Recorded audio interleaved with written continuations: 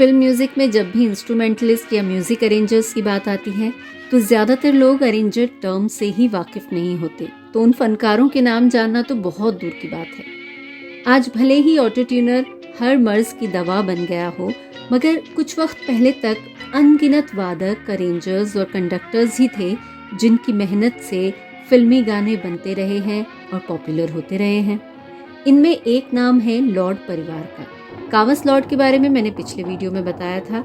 वो वीडियो अगर आपने नहीं देखा है तो उसका लिंक डिस्क्रिप्शन बॉक्स में दिया गया है। इस वीडियो में बात होगी कावस लॉर्ड के बड़े बेटे केरसी लॉर्ड की, जिनका बचपन अपने पिता के साथ स्टूडियो में ही बीता और उन्होंने भी अपने पिता की तरह बहुत से इनोवेशंस किए और अपना एक खास मकाम बनाया। जाने क्या तूने कही, जाने क्या मैंने, अच्छा जी मैं हारी चलो मान जाओ ना।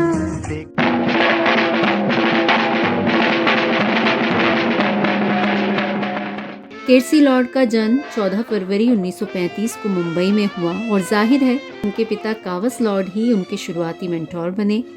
उनके साथ रहते रहते उन्होंने लैटिन अमेरिकी परकशन इंस्ट्रूमेंट्स बजाने में महारत हासिल कर ली। केरसी लॉर्ड के बचपन का ज्यादातर हिस्सा स्टूडियोज में ही गुजरा, इसीलिए वो माहौल और म्यूजिक जैसे उनके रोम रोम में बस गया था। उस समय उनके पिता संगीतकार नौशाद के साथ काम कर रहे थे, इसीलिए कई बार तो ऐसा भी होता था कि वो अपने पिता के साथ स्टूडियो पहुंचते, वहां से संगीतकार नौशाद की कार उन्हें रेलवे स्टेशन छोड़ती ताकि वो सही समय पर स्कूल पहुंच सके।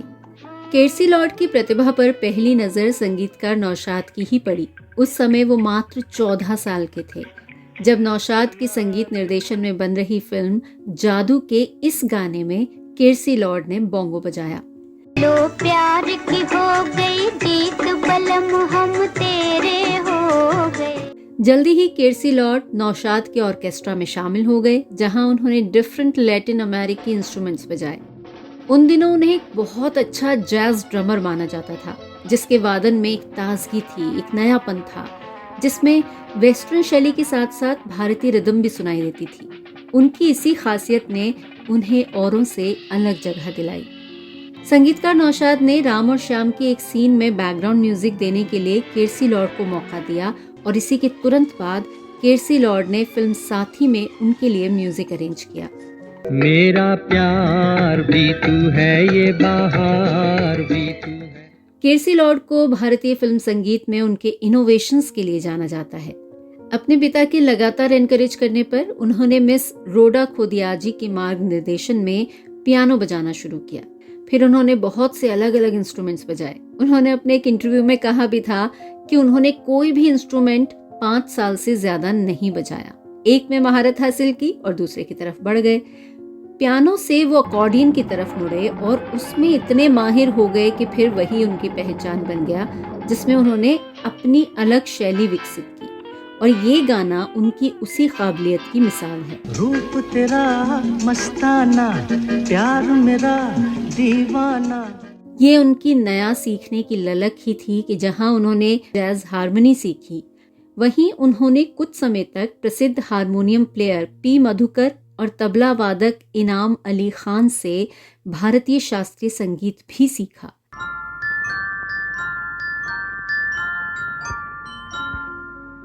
इस पूरे गाने में सिगरेट लाइटर का प्रभाव लाने के लिए केरसी लॉर्ड ने भारतीय सिनेमा को दिया ग्लॉन्किनस्पील जैसा इंस्ट्रूमेंट। पहला प्रोग्रामेबल कीबोर्ड एनसोनिक ESQ1 भी वही लेकर आए। 70 के दशक की शुरुआत में ही केरसी लॉर्ड का झुकाव बहुत गहराई से इलेक्ट्रॉनिक इंस्ट्रूमेंट्स की तरफ बढ़ गया था। वो केरसी लॉर्ड ही थे जिन्होंने 1973 में भारत में पहला मूग सिंथेसाइजर इंपोर्ट किया। इनके अलावा wah pedal, phasers, LFO, flangers, SFX units, tap echoes जैसे कई इलेक्ट्रॉनिक गैजेट्स का उपयोग करना उन्होंने शुरू किया। उन्होंने इको चैम्बर्स, अलग अलग सिंथेसाइजर्स और रिदम कंपोजर के साथ फिल्म म्यूजिक में प्रयोग किए और उनके इन सभी एक्सपेरिमेंट्स में उनका साथ दिया संगीतकार RD बर्मन ने, जो एक तरह से उनके बचपन के साथी भी थे। दोनों का टेस्ट सेम था, म्यूजिक को लेकर दोनों की दीवानगी भी एक जैसी थी और नया कुछ करने की भूख भी एक जैसी ही थी। इन्हीं वजहों से दोनों ने लंबे समय तक एक दूसरे के साथ साथ काम किया और उस दौरान केसी लॉर्ड ने बहुत से इनोवेशंस और एक्सपेरिमेंट्स किए। छोटे नवाब से लेकर परिंदा तक केसी लॉर्ड पंचम की टीम का हिस्सा रहे। जब आर डी बर्मन तीसरी मंजिल के इस गाने में पहली बार इलेक्ट्रॉनिक ऑर्गन लेकर आए तो उसे केसी लॉर्ड ने ही बजाया था। ओ मेरे सोना रे दे दूंगी जान। पर्सनली केसी लॉर्ड को वेस्टर्न म्यूजिक बहुत पसंद था। उनके पास वेस्टर्न क्लासिकल, जैज और पॉपुलर म्यूजिक के एलपीज का एक बहुत बड़ा कलेक्शन था। लेकिन उन्होंने बाद में हिंदुस्तानी शास्त्रीय संगीत और तबला वादन भी सीखा। शायद इसीलिए उनके अरेंज किए गानों में कुछ ना कुछ ऐसा होता था जो उन गानों को स्पेशल बनाता है।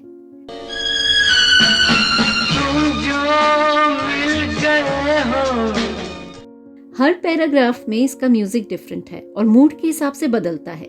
मदन मोहन का टच तो है ही, लेकिन ऐसे कितने गाने हैं जिनमें आपको ऐसा म्यूजिक अरेंजमेंट सुनने को मिलता है जो कि केसी लॉर्ड ने किया था। आराधना और कटी पतंग जैसी फिल्मों में केसी लॉर्ड ने गानों और बैकग्राउंड म्यूजिक में शानदार इफेक्ट डालने के लिए अपनी रोलैंड इको मशीन का उपयोग किया।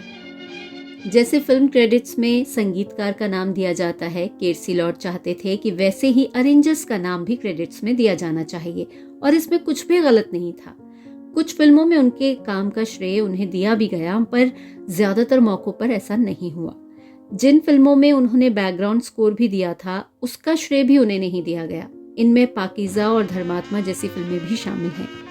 ऐसे माहौल में उन्होंने फैसला कर लिया था कि वो आगे से सिर्फ बतौर इंस्ट्रूमेंटलिस्ट ही काम करेंगे।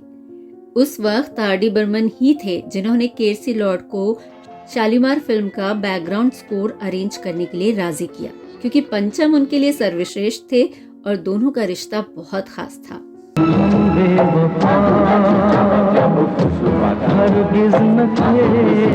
केसी लॉर्ड ने C Ramchandra, O P Nayyar, Naushad, S D Burman, Madan Mohan, Kalyan ji Anand ji, R D Burman, Vanraj Bhatia जैसे कई प्रसिद्ध संगीतकारों के साथ काम किया, पर वो उषा खन्ना थी जिन्होंने उन्हें एक तरह से एनकरेज किया। एक दिन उषा खन्ना ने उनसे कहा कि तुम्हें इलेक्ट्रॉनिक्स में इतना इंटरेस्ट है तो तुम इलेक्ट्रॉनिक ऑर्गन क्यों नहीं बजाते? और फिर उन्होंने अपने सभी इंस्ट्रूमेंट्स को साथ में रखा, ऑर्गन को एम्पलीफायर से जोड़ा और कुछ ऐसे प्ले किया कि उनके नाम की चर्चा मुंबई के पूरे फिल्म जगत में फैल गई। 70 के दशक में जिन इलेक्ट्रॉनिक इंस्ट्रूमेंट्स की शुरुआत उन्होंने की थी, 1990 का दशक आते आते उन इंस्ट्रूमेंट्स ने फिल्म म्यूजिक का परिदृश्य ही बदल दिया। सिंथेसाइजर ने ऑर्केस्ट्रा की जगह लेना शुरू कर दिया था। उस समय उन्हें इसके लिए जिम्मेदार भी ठहराया गया, मगर उन्होंने उन इंस्ट्रूमेंट्स का प्रयोग साउंड को बेहतर बनाने के लिए किया था और तब किसी ने सोचा भी नहीं था कि एक अकेला सिंथेसाइजर ऑर्केस्ट्रा को रिप्लेस कर देगा।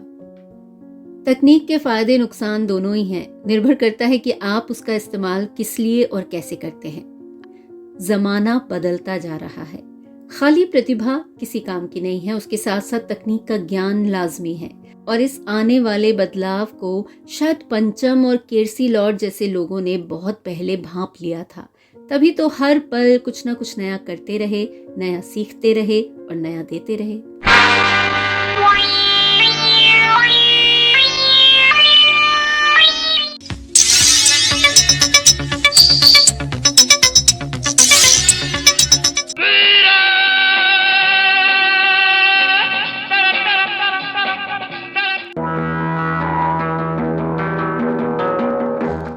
केसी लॉर्ड मानते थे कि उनके दिमाग में एक डिलीट बटन है।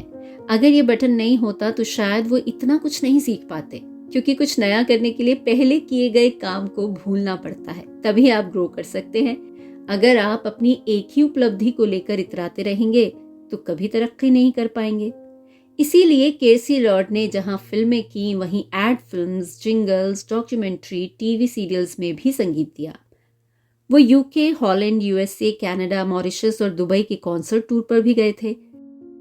जब एलिक पद्मसी ने गिरीश कर्नाड के नाटक तुगलक का इंग्लिश अडेप्टेशन किया तो उस प्ले का संगीत भी केसी लॉर्ड ने ही बनाया, जिसकी बहुत तारीफ हुई। 5 दशकों के अपने करियर में पीक पर रहते हुए साल 2000 में केसी लॉर्ड ने फिल्मों को बाय बाय कह दिया। लेकिन फिर कुछ सालों बाद आई एक अमेरिकी प्रोडक्शन द पूल। इस फिल्म के बैकग्राउंड स्कोर के लिए म्यूजिक अरेंजमेंट केर्सी लॉर्ड ने किया था। इसका म्यूजिक मुंबई के आखिरी एनालॉग स्टूडियो में केर्सी लॉर्ड के निर्देशन में लाइव म्यूजिशियंस के साथ रिकॉर्ड किया गया था। इस फिल्म ने कई अवार्ड जीते। इसके अलावा उन्होंने 2 फ्रांसीसी सिंगर्स के लिए स्ट्रिंग अरेंजमेंट्स भी की, जिसे फ्रांस में बहुत सराहा गया। केर्सी लॉर्ड लगभग 3 दशकों तक बॉम्बे चैम्बर्स ऑर्केस्ट्रा और बॉम्बे फिल्हार्मोनिक के प्रमुख परकशनिस्ट थे।